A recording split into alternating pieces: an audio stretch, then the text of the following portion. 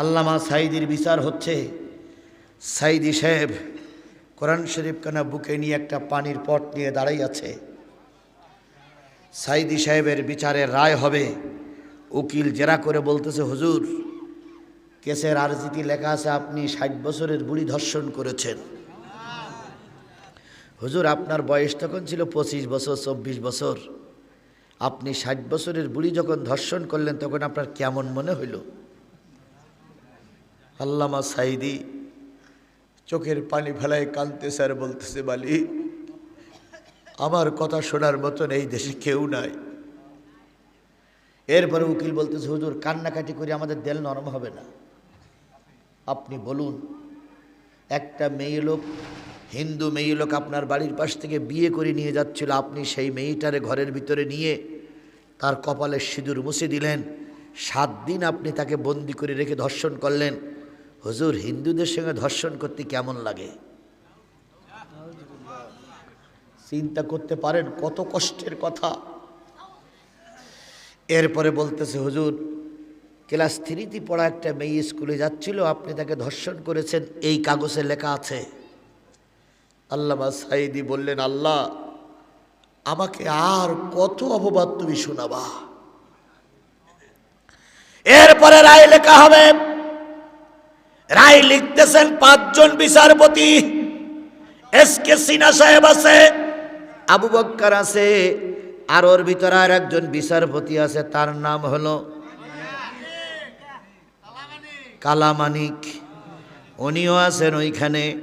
4 জন বিচারপতি লিখলো, কেউ লিখলো আমৃত্যু, কেউ লিখলো যাবজ্জীবন, আর কালামানিক রায় লিখলো হুজুরকে ফাঁসিতে মারতে হবে আর নাইতে গুলি করে মারতে হবে। রায় যখন শেষ হয়ে গেল, বিচারপতি এসকে সিনহা বললেন, হুজুর আপনার কোনো বক্তব্য? হুজুর দাঁড়িয়ে বললেন, ও আল্লাহর বান্দারা, রায় লিখেছো, তোমাদের হাতে কলম আছে, কাগজ আছে, কিন্তু জেনে রেখে দিও এই রায় কিন্তু শেষ রায় না, এই বিচার আদালত কিন্তু শেষ না, আর একটা আদালত আমার মালিকের কাছে আছে। সব বিচারপতিরা কাগজ কলম নিয়ে একটু চুপ করে থাকলেন। বিচারপতি মানিক দাঁড়িয়ে বলতেছে, আপনার আল্লাহরে বলেন, আল্লাহ যে রায় দেয় সেটা পরে হবে, এখন তো আপনার ফাঁসি দিয়ে নেই। আল্লামা সাঈদী বললেন, আল্লাহ তুমি দেখো, 4 জন বিচারপতির 2 জন এখনো বাংলাদেশে আছে, আর 2 জন বিদেশে চলে গেছে। আর কালামানিক, এই শেখ হাসিনা রহমাতুল্লাহ আলাইহি, ইনি পালানোর পর কালামানিক সিলেটের এক অঞ্চল দিয়ে কি করতেছিলেন? পালাই যেতে গিয়ে তিনি ধরা পড়লেন। জনগণ মেরে তারা কিসের পরে সবাই রাখলো? কলার পাতার পরে সবাই রাখলো। আল্লাহর ওলিদের দোয়া কিভাবে কবুল হয়? জনগণ আমাদের দেশের বিজিবি দিয়ে ধরে নিয়ে আসলো। জনগণ জেজা পাইতেছে, টিম মারতেছে, লাথি মারতেছে, উপরের থেকে মারতেছে, বিজিবি মারতে দিচ্ছে না। হঠাৎ করে একজন কৃষক মাঠে কাজ করতে করতে শুনেছে কালামানিক ধরা পড়িস। ও কাশি নিয়ে সোজা দৌড়ে এসে বলতেছে, বিজিবি ভাই কালামানিক কই? কই ওই যে দাঁড়াই আছে। আর ও দূরের থেকে যেয়ে লাথি মারবে না মারবো, জাগায় লাথি মেরিস। এক লাথিতে একটা বিসি আউট। শুধু আউট হয়নি, 7 হাত দূরে যেয়ে বিসি পড়িস। কয় লাথি? কয় লাথি? এগুলো আল্লাহর বিচার, কথা বলেন ঠিক না ঠিক? কি কায়দায় করেছিল? বলেছিল আমরা পালাই না, আমরা পাই।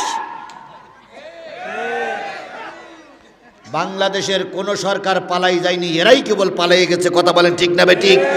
আরে এমন এক জালেম সরকার ছিল যে একবার প্রধানমন্ত্রী থেকে শুরু করে ওরগা পক্ষে যারা দালালি করে ইমামতি করত, সেই ইমাম পর্যন্ত পালিয়ে গেছে।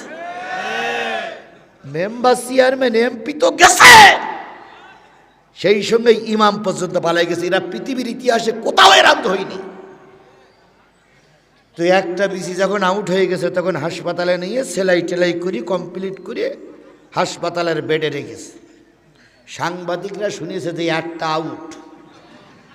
তো সাংবাদিকরা যেই বলছে মানিক ভাই আসসালামু আলাইকুম, মানিক ভাই আসসালামু আলাইকুম, মানিক কচ্ছে ওয়ালাইকুম কুম ওয়ালাইকুম কুম ওয়ালাইকুম কুম।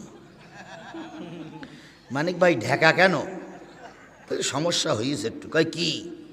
কয় ওয়াজ শুনো না। তো সাংবাদিকরা বলছে মানিক ভাই শুনলাম একটা নেই আউট হয়ে গেছে। তো বলছে শুনে চাও যখন তখন ওই পর্যন্ত থাক। মানিক ভাই ডান পাশেরটা গেল না বাম পাশেরটা গেল? মানিক তখন ওই অবস্থার আগে মেগে বলতেছে আমার পিসি আউট হয়ে যা, তোমার ডান পাশেরটা কি বাম পাশেরটা ঠিক পাচ্ছাও তাই না? সাংবাদিকরা বলতেছে মানিক ভাই তুমি না সাইদির ফাঁসি চাইছিলে, তুমি না সাইদির ফাঁসি দিয়ে মারতে চাইছিলে? কালামণিকের চোখ দিয়ে তখন পানি পড়তেছে, তখন বলতেছে আসলে আমি হুজুরকে চিনতে পারিনি। চিনতে পারবা যখন তখন আর বিকল্প রাস্তা খোলা থাকবে না। কথা বলেন ঠিক না বেঠিক? আজকেও মিজানুর রহমান আজারির চাইতে জনপ্রিয় ব্যক্তি আর বাংলাদেশে কেউ নাই। কথা বলেন ঠিক না বেঠিক? আজকে লালমনিরহাটে মাহফিল হয়েছে, সেখানে ৫,০০০ সেনাবাহিনী ২,০০০ পুলিশ দিয়ে তার ব্যারিকেড করা হয়েছে। এই আজারি সম্পর্কে যারা মাঝে বাজে বক্তব্য দিচ্ছ, খোদার কসম কালামানিকের যে অবস্থা হয়েছে তোমরাও যদি আলেমদের নিয়ে সমালোচনা করো তোমাদেরও বাংলাদেশে ওই অবস্থায় হবে। হয়তো কালামানিকের একটা পিসি আউট আর তোমাদের দুটো পিসি আউট।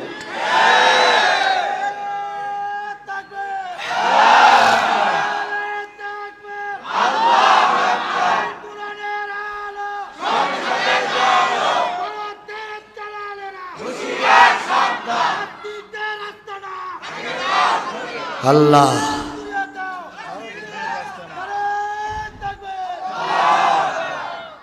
বাপ আপনার বয়স হয়ে গেছে, যদি আপনার কষ্ট হয় আমি কিন্তু আপনার ছুটি দিয়ে রাখি। আপনি কষ্ট হলে একবার বলবেন, আমি লোক দিয়ে আপনার বাসায় পৌঁছে দেবো। জি আপনি শুধু আমার একটু বলবেন যে আমি চলে যাচ্ছি, আমি লোক দিয়ে আপনার বাসায় পৌঁছে দেবো। যেহেতু আপনি আমাদের গুরু, আপনি আমাদের মুরব্বী, বয়স্ক মানুষ, তো যদি সমস্যা হয় কমিটির লোক তাকে বাড়ি পর্যন্ত পৌঁছে দিয়ে আসবা। আমার ভাইয়েরা তাহলে বোঝা গেল আল্লাহর বিচার আছে না নাই?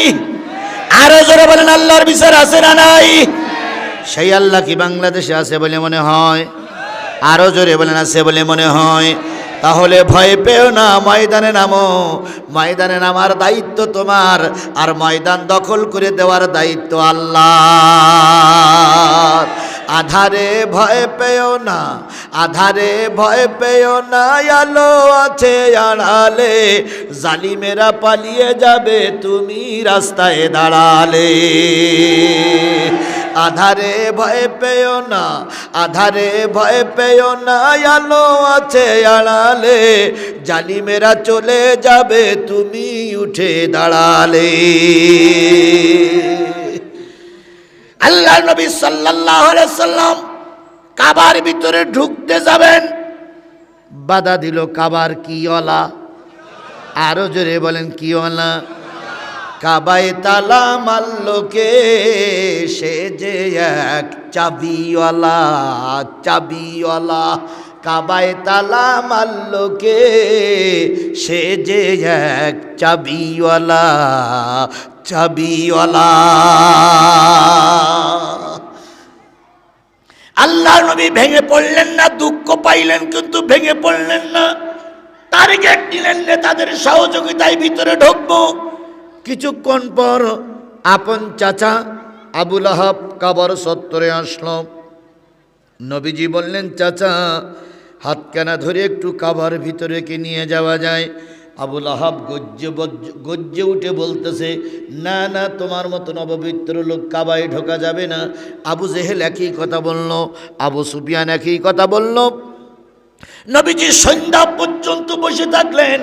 সন্ধ্যা ঘনিয়ে এসেছে, বেলা ডুবে গেছে। নেতারা সব কাপড়গুলো পরে লাইন দিয়ে যখন চলে যায়, আল্লাহর নবী এবার আবার চাবিওয়ালার কাছে যেয়ে বললেন ভাই চাবিওয়ালা, এখনই তালা বন্ধ হবে, তার আগে মাত্র 2টা মিনিট একটু সময় দাও। পবিত্র কাবার ভিতরে আমি একটা পাক দিয়ে আসবো, মনে বড় কষ্ট, মনে বড় ব্যথা, একটু ঢুকতে দাও। চাবিওয়ালা তালাওয়ালা বলল না না না, নেতাদের কথা অমান্য করা যাবে না, কাবার ভিতরে ঢুকতে দেওয়া হবে না। আল্লাহ নবী দারুণ কষ্ট পাইলেন। কাবার তালামারা চাবিওয়ালা যখন চাবি নিয়ে যায়, নবী এতক্ষণ চুপ ছিলেন। নবী ডাক দিয়ে বলতেছেন, চাবিওয়ালা, যাওয়ার আগে একটা কথা শুনে যাও। কি হয়েছে?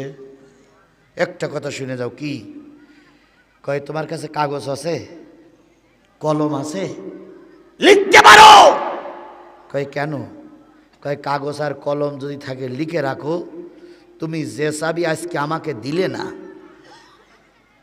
যে চাবি তুমি আমাকে দিলে না নেতাদের দোহাই দিয়ে, ওই চাবি একদিন নবী মুহাম্মাদের হাতে আসবে। আর একটু জোরে বলা যাবে না সুবহানাল্লাহ? আর একটু জোরে বলা যাবে না সুবহানাল্লাহ?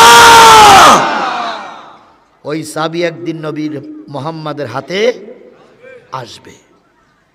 চাবিওয়ালা ঘুরিয়ে দাঁড়িয়ে বলছে, কথাটা কি হইল? ছোট মুখী বড় কথা। এই চাবি তোমার হাতে আসবে, যখন চাবি তোমার হাতে আসবে তখন এই লাইন দিয়ে যে নেতারা যাচ্ছে, এই নেতারা বেশি থাকবে না। নবী মিসকে হাসি দিয়ে বললেন, আস্তে আস্তে আস্তে আস্তে। নবী মিসকে হাসি দিয়ে বললেন, ও কাবার চাবিওয়ালা ওসমান ইবনে তালহা তোমার নাম, শুনে রাখো, অনেক নেতা মৃত্যুবরণ করবে আর অনেক নেতা বেঁচে থাকবে, তারপরও চাবি আমার হাতে আসবে। ওসমান ইবনে তালহা বলেন, আমি? নবীজি বলেন, তুমিও বেঁচে থাকবা। ওসমান ইবনে তালহা বলেন, আমি যদি বেঁচে থাকি তো কথা দিলাম চাবি আমি দেব না। নবীজি বলেন, দেও কিনাও সেদিন দেখা যাবে। নবীদের ভবিষ্যৎবাণী সত্য না মিথ্যা? বাংলাদেশে বহুত পীর আছে, বহুত আলেম আছে, বহুত বক্তা আছে। কোন পীর কোন কথা বলেছে সত্য হয়েছে কিনা আমি জানি না, তবে আল্লামা সাঈদী যে কোন ভবিষ্যৎবাণী করে গেছে, প্রতিটা ভবিষ্যৎবাণী 100% সত্য হয়েছে। কথা ঠিক না ঠিক? আল্লামা সাঈদী বলেছিলেন, জুলুম বন্ধ করো, অত্যাচার বন্ধ করো, আলেমদের উপরে মিথ্যা মামলা বন্ধ করো, নতুবা এমন এক সময় আসবে পালানোর জন্য ইঁদুরের গর্ত খুঁজে পাবে না। হয়েছে না হয়নি? আরো জোরে বলেন, হয়েছে না হয়নি? এখন আওয়ামী লীগের নেতা কর্মীরা ইঁদুরের গর্ত খুঁজে পাচ্ছে না। আর শেখ হাসিনা যে কনে আছে আল্লাহই ভালো জানে। ছেলে এক জায়গায়, মেয়ে এক জায়গায়, বোন এক জায়গায়, বোনের মেয়ে এক জায়গায়, ভাইপো এক জায়গায়, আর উনি একা একা রান্না করতেছে আর খাচ্ছে আর বলতেছে, দেশের জন্য এত কিছু করলাম।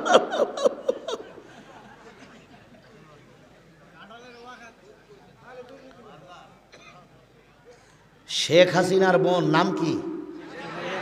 আজকের নতুন সংবাদ শুনলাম যে উনি যা দুর্নীতি করেছে, সেই দুর্নীতির টাকা যদি ফেরত আনা যায় তাহলে পদ্মা সেতু নাকি 40টা করা যাবে। তাহলে 40টা পদ্মা সেতু ওই শেখ রেহানার পেটের ভিতরে। ডাক্তার মোহাম্মদ ইউনূসের বলি, যেখানে বাবা বিমানে দড়ি বেঁধে, কোমরে দড়ি বেঁধে ঝুলুই নিয়ে আসবা, ওদের পায়ে দড়ি বেঁধে ঝুলুই নিয়ে আসতে হবে। ওদের বিমানের সিটি বসাই নিয়ে আসলি বিমানের অপমান করা হবে। 40টা পদ্মা সেতু খেয়ে বসে আছে। কত বড় ভুড়ি! এদের ভুড়ি ভাড়া দরকার আছে না নাই? আর আমাদের আদম দিকে এখনো কিছু কিছু কিছু কিছু কিছু কিছু অবৈধ সন্তান, এখনো কিছু অবৈধ সন্তান করছে। শেখ হাসিনা ফিরে আসবে, তোমার শেখ হাসিনা ফিরে আসবার আমরা আঙুল চড়বো, একদম ধরি, একদম চিংড়ি মাছের মতো হত্যা করি ফেলবো একদম। চোরের বাচ্চা চোর, ডাকাতির বাচ্চা ডাকাত, খুনির বাচ্চা খুনি। এই খুনির পক্ষে যে কটা দালালি করবে সে কটার একটারও আস্ত রাখবে না, সব কটার কাল্লা আলাদা করে ফেলবো। হয় ভালো হও, না এদেশ থেকে চলে যাও আপ ম্যাডামের কাছে। গাই গরু চলে গেলে বাছুরগুলো এদেশে হাম্বা হাম্বা করতেছে। গাই গরু চলে গেছে কার বাড়ি? আরে আর দিদি গেছে দাদার কাছে, আপা গেছে দুলাভাইয়ের বাড়ি, আর এর এর কি বলে অবৈধ সন্তানের হাম্বা হাম্বা করতেছে। বলুন তো, খালেদা জিয়ার নামে মামলা হয়েছিল, খালেদা জিয়া কি পালাইছিল? এই কথা বলেন না কেন? খালেদা জিয়া কি পালাইছিল? জোরে বলেন, খালেদা জিয়া পালাইছিল? খালেদা জিয়া পালাই নিয়ে দেশে দুঃখে দুঃখে কষ্ট করেছে, তুমি একটা বারের জন্য খালেদা জিয়া দেশ ছাড়িনি। এরশাদ সাহেব জাতির সবচেয়ে বড় মুনাফিক। এরশাদ সাহেব দেশ থেকে পালাই গিয়েছিল। বাংলাদেশ জামাত ইসলামী শীর্ষস্থানীয় নেতাদের ফাঁসিতে ঝুলানো হলো, শিবিরের যুবকদেরকে নাটক সাজিয়ে সাজিয়ে রাজপথে গুলি করে মারা হলো। বাংলাদেশ জামাত ইসলামী ইসলামী ছাত্র শিবিরের ছেলেরা কি করেনি? পালাই যায়নি। আর তোমার একটুখানি নাড়া দিল, আর অমনি মানুষ কন্যা মানুষই চলে গেলে। আর গাই গরু যখন চলে গেল, বাছুরির কথা একবারও ভাবল না যে আমার বাচ্চাগুলোর কি হবে। গাই গরু ভ্যা ভ্যা করতে চলে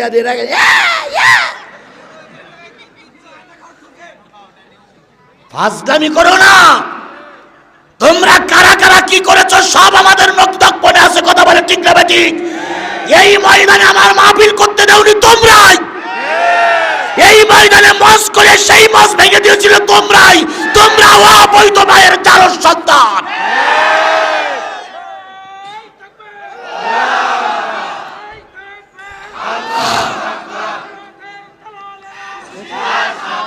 আমরা সেদিন মেয়ে নাচানোর জন্য আসিনি, আমরা সেদিন যাত্রা গান করার জন্য আসিনি, আমরা সেদিন এসেছিলাম কোরআনের কথা বলার জন্য। যাদের ষড়যন্ত্রের কারণে কোরআনের মাহফিল বন্ধ হয়েছে, এই জাতি তাদের চেনে না? এই কথা বলেন, আমরা তাদের চিনি না। এখন শুধু যদি বলি ওই করে ধরি নেসতে হবে, তোর বাড়িতে বউ ছেলে বেল্লি ব্যাডে আমরা ধরি আনতে পারি, কিন্তু আমরা হিংস্র নই, আমরা সন্ত্রাসীতে বিশ্বাস করি না, আমরা ক্ষমায় বিশ্বাস করি। কথা বলেন ঠিক না বে ঠিক? আমার আল্লাহ ক্ষমায় বিশ্বাসী ছিল, আমার রসুল ক্ষমায় বিশ্বাসী ছিল, আমার নেতারা ক্ষমায় বিশ্বাসী, তাই এখনো বাজারে দোকান করে বেড়াচ্ছ, এখনো পৌঁছে পিলে নিয়ে ঘুরে বেড়াও। রতুবা তোমার মতন হিংস্র হলি এতদিন তুই ঠ্যাং ধরে ছিঁড়ে ফেলতাম একদম। সেদিন এক নেতার সঙ্গে দেখা, ওই নেতা আমার নামে মামলা দিয়েছিল। তো দেখা পেয়ে বলতে, জিয়াদি ভাই ভালো আছেন? সালাম আলাইকুম। সালাম আলাইকুম। সালাম আলাইকুম। তো দেখলাম হাতে একটা তসবি আর মাথায় টুপি, আবার একখান হাজির মাল গলার পথে ফেলাই রেখেছে। তা আমি বললাম, তুমি এ বেশভূষা কবে পরিবর্তন করলে? তুমি না আমার নামে মামলা দিলে? কয় না জিয়াদি ভুল বুঝো না, আমি আগে ছিলাম আওয়ামী লীগ, এখন হয়েছি জমাত। আগে ছিল আওয়ামী লীগ, এখন হয়েছি কি জমাত, না জামাত না জমাত। তাই বলে তুই নাম জানো? কয় নামটাম জানার দরকার নেই, আগে ছিলাম আওয়ামী লীগ, এখন হয়েছি জমাত। তার মানে জামাত ইসলামও বলতে পারে না, এরা কতটুকু কায়া পাল্টাইছে চিন্তা করে দেখেন। আল্লাহ নবীর যতগুলো দোয়া কবুল হয়েছিল, এবার আসুন আল্লামা সাইদির আর একটা ভবিষ্যৎবাণী বলি। আল্লামা সাইদি বলেছিলেন, উত্তর গগনে কালো মেঘ জমেছে, কিরে কিসের পূর্বাভাস লক্ষ্য করছি? যদি শক্ত হাতে মোকাবেলা করতে না পারো, এমন অমাবস্যার আধার নেমে আসবে যার সবে সাদেক অসম্ভব। আল্লাহর কসম, বিগত 15টা বছর আল্লামা সাইদির কথা হাড়ে হাড়ে সত্য হয়েছে। এরপর আল্লামা সাইদি বলেছিলেন, আমাদেরকে মৌলবাদ বলে গালিগালাজ করবা না, আমরা মূলে আসি 12 কোটি। আর তোমরাই কয়জন আছো আগাবাদী? আমাদেরকে মৌলবাদ বলে গালিগালাজ করবা না। 12 কোটি মৌলবাদ গাছের গোড়ায় বসে একবার যদি ধাক্কা দেয়, ওই দাদার দেশে দিয়ে পড়বা, কিয়ামতের আগে আর আসতে পারবা না। হয়েছে না হয়নি? জোরে বলেন, হয়েছে না হয়নি? আমি মাঝে মাঝে রাতের বেলায় ঘুমানোর আগে চিন্তা করি, আল্লাহ তোমার এই অলি কিভাবে বুঝতে পেরেছিলেন যে দিল্লি যেয়ে পড়বা? আল্লাহর অলি তো মায়ানমারের কথা বলিনি, আমেরিকার কথা বলিনি, কোথার কথা বলেছে? দিল্লির কথা বলেছে। এখন ম্যাডাম দিল্লির বাড়ি, বড় বড় নেতারা দিল্লির বাড়ি। তাহলে আল্লাহর নবী অলিদের ভবিষ্যৎবাণী 100 সত্য হয়। এমন কোন জামাত বিএনপির লোক নাই যাদের নামে মামলা হয়নি। কথা বলে ঠিক না ঠিক? মামলাগুলো জিবরাইল আর মিকাইল এসে দিয়ে গেছে। সেই জিবরাইল আর মিকাইল আসলি বলে, হুজুর ওয়াজ করবেন, রাজনীতি করবেন না, জিপ টেনে ছিঁড়ি ফেলবে একদম। ফাজলামি করার জায়গা পাও না। না 15টা বছর আমার দেশের চুষে খেয়ে ফেলাইছে। আল্লাহ হয় ওদের হেদায়েত দেখ, নাই ম্যাডাম যে পথে গেছে ওরাও সেই পথে চলে যাক। আমার ভাইয়েরা, রাসূল ভবিষ্যৎবাণী বললেন চাবি একদিন আমার হাতে আসবে। আল্লাহ চলবে চলবে। তাহলে একজন মুরব্বী যে উঠে গেলেন, মুরব্বী মুরব্বী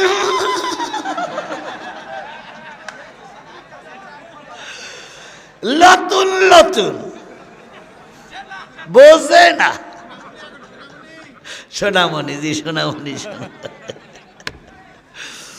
আল্লাহ আল্লাহ আমাদের সবাইকে কবুল করুক। বন্ধুগণ, আমারও মন চায়, আপনাদেরও মন চায় অনেকক্ষণ ধরে ওয়াজ শুনি, কিন্তু আসলে আমি যে পেরে উঠি না। কেন পেরে উঠি না? এমন একটা অবস্থার ভিতরে চলছি, রাতে দিনে 4-5টা মাহফিল করেও কুলতি পাচ্ছি না। আর আমার তো এই আস্তে কথা বলা হয় না। অন্য অন্য বক্তারা ভাই রে বাবা, কিন্তু আমার তো চেল্লাচাল্লি করা ছাড়া হয় না। আরে চেল্লাচাল্লি করতে গেলে অনেক কষ্ট হয়। এই জন্য আমি জানি আপনাদের ক্ষোভ মেটে না, তারপরও দেখি কতদূর চেষ্টা করা যায়। দয়া করে পাশের থেকে যেন কেউ না ওঠে।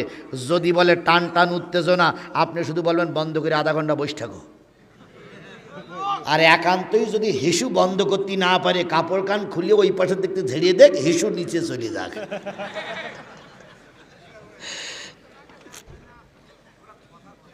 আমার ভাইয়েরা, যে জিনিসটা বোঝাতে চাচ্ছিলাম, নবী বললেন চাবি একদিন আমার হাতে। অহংকারীরা অহংকার করে চলে গেল। আল্লাহ নবী চিন্তা করলেন মক্কায় আর থাকা যাবে না, হিজরত করে চলে গেলেন মদিনায়। 8টা বছর মেহনত করলেন। কয় বছর? এই আদমদিগির মুসলমানের স্পষ্ট করে বলেন কয় বছর? 8টা বছর মেহনত করার পর নবী 10,000 মধ্যে মুজাহিদ নিয়ে কাবা দখল করে ফেলল।